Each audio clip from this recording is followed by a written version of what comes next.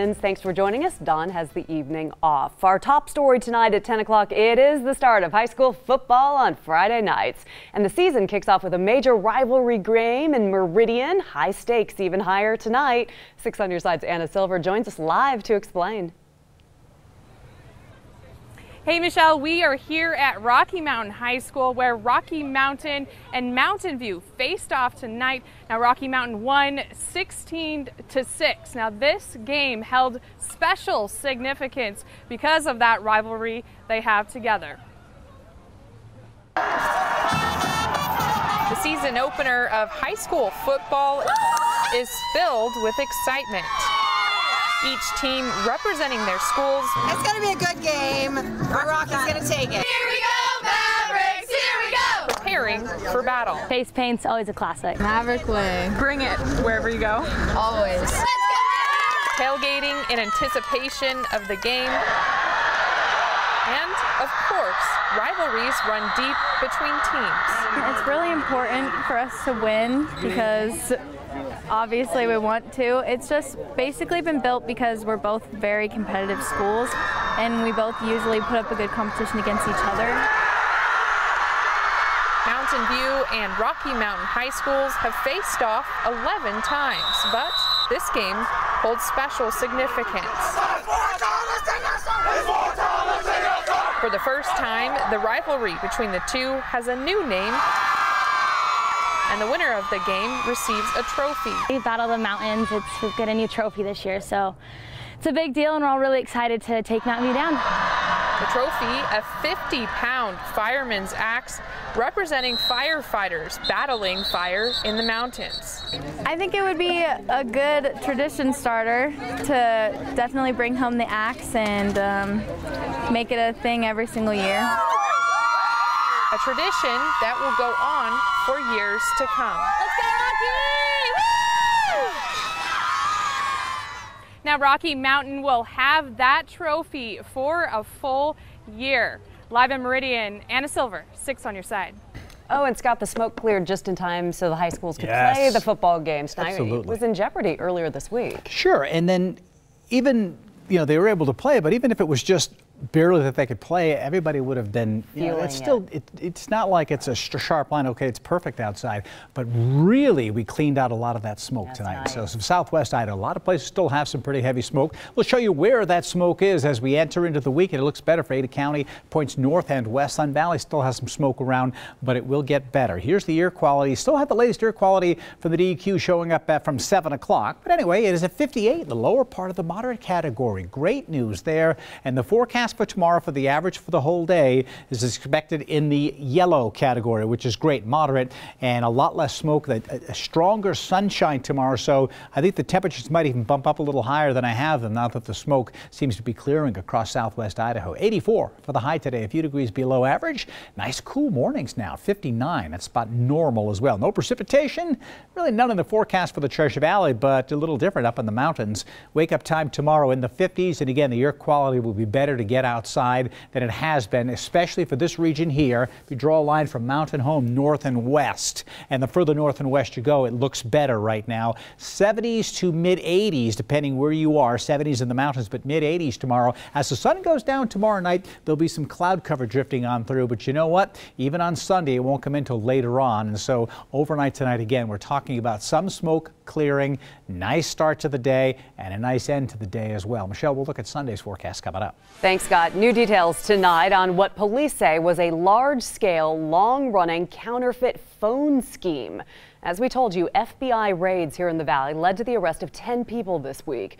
The feds say about 25,000 people fell victim to the scam. Experts say purchasing counterfeit phones not only supports criminal activity, it also exposes you to hacking and even health hazards.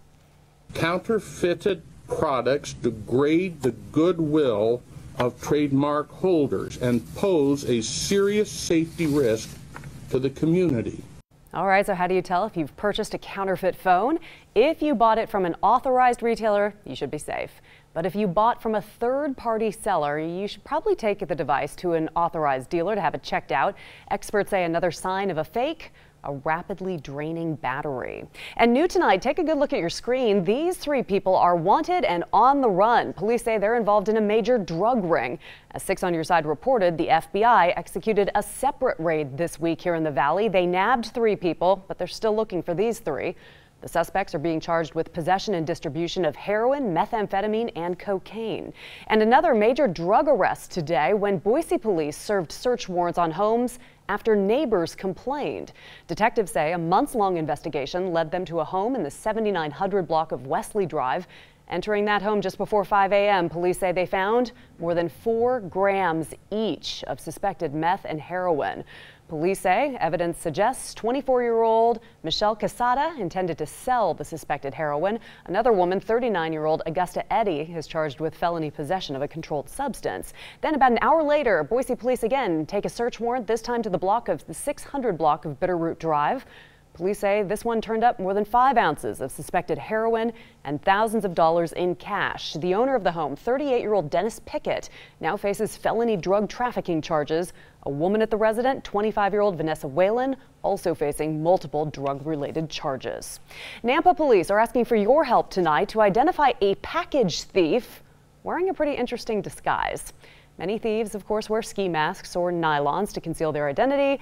Police say this woman appears to be wearing goggles and a fake beard to help pull off the crime. She was caught on surveillance video when she stole a package off the front porch of a house near Middleton Road and Smith Avenue. Investigators say she was last seen in a dark-colored sedan. If you have any information, call Nampa Police. Idaho State University has placed athletic director Jeff Tingy on administrative leave tonight, but the school remaining pretty tight-lipped about the reason why. The school president says after an operational review of the athletic department, he felt the move was in the best interest of the school.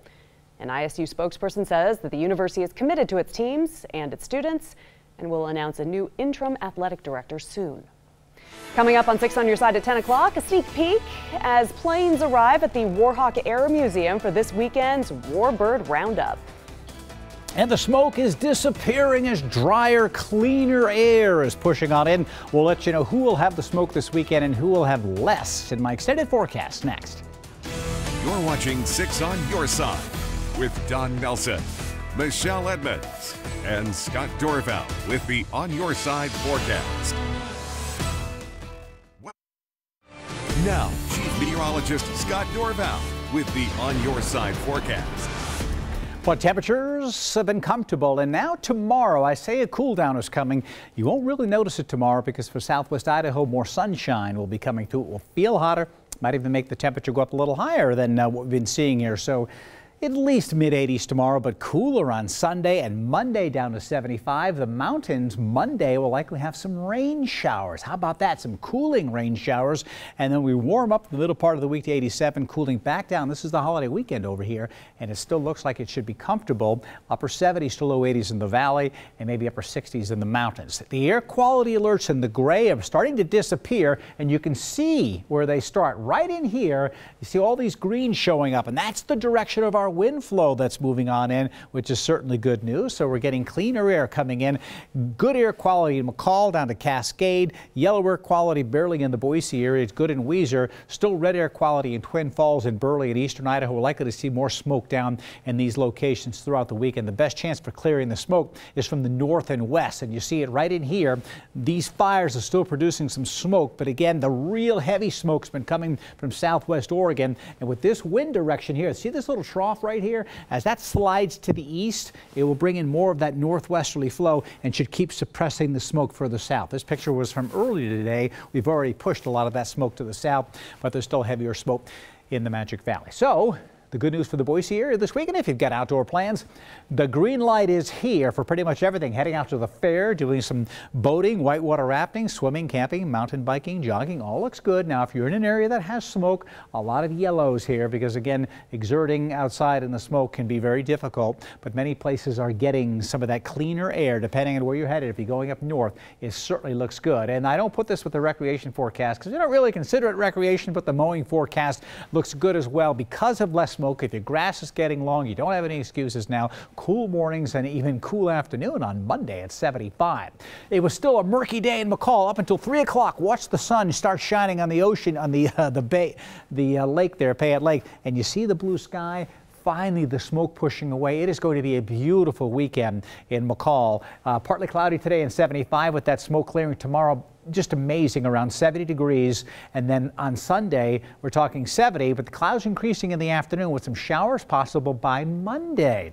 Situation is, it's still an orange air quality alert, but the general picture, you see some haze in the air. Sky has generally cleared, though. This is from out near the Boise airport, and that clearer weather continues to come in from the west. But over to the east here, still a red flag warning in effect for eastern sections of the state because of the dry conditions and the breezes. There's your cloud band. Watch at the end of this loop right here. You see that thick band of clouds? It comes right to here. That's just south of Boise. The northern fringe goes through Mountain Home to Sun Valley and through Twin Falls, and it will hopefully start suppressing a little bit more, but this fire near Lakeview is making more smoke, but that wind is starting to scour the northern fringe of that, and so the line of the smoke continues to push to the south, and we'll see just how far south it gets. We do have some clouds pushing overhead right now as well. Live picture from Honolulu. It is 80 degrees in Honolulu. The sun hasn't set yet. It'll set at about 10:55 our time. Wind northeast at 22, gusting to 36 as rain falling around Honolulu, but the Big Island has been getting hit real hard. Good news, though, while you see the camera shaking here and it's cloudy and it's certainly murky looking, it's still Hawaii, right? Very heavy rain. Hilo over here has had almost 3 feet of rain with another foot to go. That's 4 feet of rain they're going to get. Flash flooding is going to be a huge issue, but the good news is that the storm system, the new track, is taking it due west, and it is now just a tropical storm. It is no longer a hurricane. New forecast track from the Hurricane Center is to the west. Still the threat of deadly flash flooding, but great news that this storm system has weakened so much. But look at the heavy rain in the forecast. Bullseye right in the central Hawaiian Islands. Another 14 to 21 inches of rain. Our forecast for the Treasure Valley much nicer than that. Temperatures in the mid-80s tomorrow. Sunshine, light wind. Enjoy the day. A few clouds possible, but I think we'll have a light northwest breeze. Comfortable conditions. Plenty of sunshine. Further north you go, the less cloud cover. And then the further north and west, less cloud cover and smoke, I should say. But boy, while the smoke will stay down to the Magic Valley, we have some real nice weather for the Boise area heading into Sunday. 79, 75 on Monday. Yippee. 75, not 110, 75. Yes. It's actually going to feel a little chilly. In the mornings, it will. Nice and refreshing. I like it. Thanks, Scott. Well, some of the world's rarest and most significant aircraft will be at the Warhawk Air Museum in Nampa this weekend. The Warbird Roundup has gathered more than 20 World War II aircraft from all over the United States. And as 6 on Your Side's Roland Barris tells us, this weekend you can get up close and personal. The Warhawk Air Museum has never been so full. This Warbird Roundup is becoming so much more well known by the Warbird owners, the people who have these planes, and they've heard what a terrific show it is, how well they're treated while they're here, and so everybody wants to come. Speaking at the event will be the man who holds the world's speed record for a piston-powered propeller plane, and the World War II triple ace Colonel Bud Anderson, who Chuck Yeager called the best fighter pilot he ever saw. Maintaining all that history is what the Roundup is all about. Every dime that we make at this event with our admissions and our gift shop sales support the mission of this Warhawk Air Museum. And the mission of this museum is to teach the world about the price of freedom and honor those who paid its price. Along with several P-51 Mustangs are a series of other World War II planes that will perform over the weekend, plus 5 of the museum's namesakes. Very rare to have 5 P-40s in one show. It's just, I mean, it's just unheard of. So we're very excited about that. The gates open Saturday and Sunday at 8:30. Flying begins at 10 and speakers are at noon. Roland Barris, 6 on Your Side. Still to come on 6 on Your Side, a look at how tenants will be chosen for Idaho's new Housing First apartment building, which aims to address homelessness in the valley. 6 on Your Side at 10 continues now. Idaho's first housing community, specifically designed to provide the chronically homeless with a permanent place to live, opens in November. But how do they decide who gets to live in New Path community housing apartments? 6 on Your Side, Steve Dent has the details in our continuing coverage. building a brighter future in Boise. In the first year of the partnership, Our Path Home, we assess 674 households. That represents over 1,600 people in Ada County experiencing homelessness. Catch has led the charge, along with 33 other agencies, to learn the stories of the people who live on the streets. From that point, they're put on a coordinated waiting list for all housing programs, New Path just being one of them. Now the way it will work, homeless people moving into the New Path community housing will have to pay 30% of their income. So there are some individuals that we hope will be able to, over time, increase their financial stability and eventually be able to move on from this project. Although there's some we know will have disabilities and certain limitations that will require that they remain here for as long as is needed. And while living inside New Path, residents will have access to on-site health care, social services, and life skills training courtesy of Terry Riley Health Services. Case management is a lot of connecting them to things in the community, maybe helping people get reconnected with family if that's their interest, but really it's going to be, what's the resident's goal? And part of that team will be two people who used to be homeless themselves. A lot of people going in there have had a lot of experience with professionals, but it's a different interaction with a peer. And it's all in an effort to build a better community for everyone in Boise. We need to really step outside ourselves. A New Path is really, I think, a vanguard in what that can be going forward. Steve Dent, 6 on your side. Pretty amazing project because it includes 14 different organizations. The Searle Mitchell section of Garden City has taken advantage of the green belt and surrounding recreation area to create and grow a new business district. New construction on condos continues along the popular pathway next to the Whitewater Park. Businesses along that stretch make sure that people can relax with food and drink. The Telia Wine Company has seen a lot of change in their 2.5 years in Garden City. Things have changed significantly. When we first moved here, the hotel was there, the Riverside, and we had the Joe's Crab Shack, and now this place is blowing up with Simplot Park, with the Yard Arm, with Cafe Luciano's. This has definitely become more of a destination. The unique part is that the growth has been spurred by the Greenbelt because if you look at the district from Chinden Boulevard, it would be hard to discover the gem. Coming up on 6 on Your Side. Probably the highlight of this place is our popcorn machine. It's the original. It's 66 years old. Ooh, it looks good, doesn't it? We take you to the drive-in movie theater to find out how it's been a staple of summer nights in Idaho for decades. Now, the 6 on Your Side Allergy Report, brought to you by Boise Valley Asthma and Allergy Clinic.